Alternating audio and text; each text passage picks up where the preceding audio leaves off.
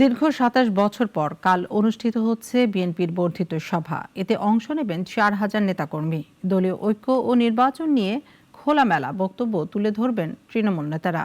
তাদের মতামত ও চিন্তা ভাবনাকে প্রাধান্য দিয়ে দলের ভারপ্রাপ্ত চেয়ারম্যান তারেক রহমান দিক নির্দেশনা দেবেন। ফ্যাসিস্ট সরকারের আমলে ২০১৮ সালের ৩ ফেব্রুয়ারি বর্ধিত সভার পরিবর্তে নির্বাহী কমিটির বর্ধিত সভা ডাকেন বিএনপি চেয়ারপারসন বেগম খালেদা জিয়া। গ্রেপ্তার আতঙ্ক সত্ত্বেও নির্বাহী কমিটির প্রায় ৮০ ভাগ সদস্য উপস্থিত ছিলেন সেই সভায়। এর কয়েকদিন পরেই সাজানো দুর্নীতির মামলায় কারাগারে যান বেগম খালেদা জিয়া। রাজপথে সক্রিয় থাকলেও বাধাগ্রস্ত হয় দলীয় ফোরামের সাংগঠনিক তৎপরতা।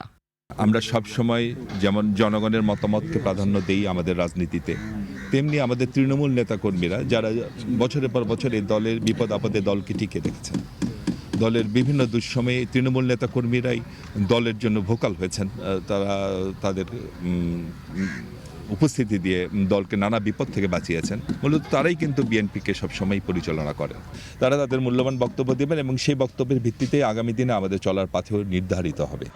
গেল ৫ আগস্ট ছাত্র জনতার গণ অভ্যুত্থানে স্বৈরাচার শেখ হাসিনা পালিয়ে গেলে বদলে যায় দেশের রাজনীতির চালচিত্র। পরিবর্তিত পরিস্থিতিতে ২৭ ফেব্রুয়ারি সংসদ ভবনের এলডি হল প্রাঙ্গণে অনুষ্ঠিত হতে যাচ্ছে বিএনপির বর্ধিত সভা। আমাদের দলীয় অবস্থান থেকে দলকে সুদৃঢ় করা এবং এই গণতন্ত্রবিদকে শক্তিশালী করতে গিয়ে সেখানে জনগণের সরকার প্রতিষ্ঠিত হওয়া, একটা নির্বাচন জরুরি। সব কিছু মিলে আমরা সাংগঠনিক যে একটা টার্গেট, দক্ষতা, সেটাকে আমরা প্রাধান্য দিচ্ছি। এই বর্ধিত সভায় বিএনপির ভারপ্রাপ্ত চেয়ারম্যান তারেক রহমান সহ সিনিয়র নেতারা আগামী দিনের রাজনীতি নিয়ে গুরুত্বপূর্ণ দিক নির্দেশনা দেবেন বলেও জানান বিএনপি নেতারা। অনেক প্রশ্ন নেতাকর্মীদের মনে, আগামী দিনে কিভাবে পথ চলবো আমরা, আগামী দিনে আমাদের কর্মকাণ্ড কী হবে, নির্বাচন কিভাবে আমরা পরিচালনা করব, সব বিষয়ে রাজনীতির সকল প্রশ্নেরই উত্তর খোঁজার জন্যে আমরা এই বর্ধিত সভার জন্য আয়োজন করেছি। দলটির নেতারা বলছেন, রাজনীতির মাঠে আওয়ামী লীগের পরাজয়ের পর দেশে ক্রান্তিকালে বৃহত্তম দল হিসেবে বিএনপিকে জনগণের পাশে বরাবরের মতো আস্থার প্রতীক হিসাবে থাকার নির্দেশনা আসতে পারে এ সভায়।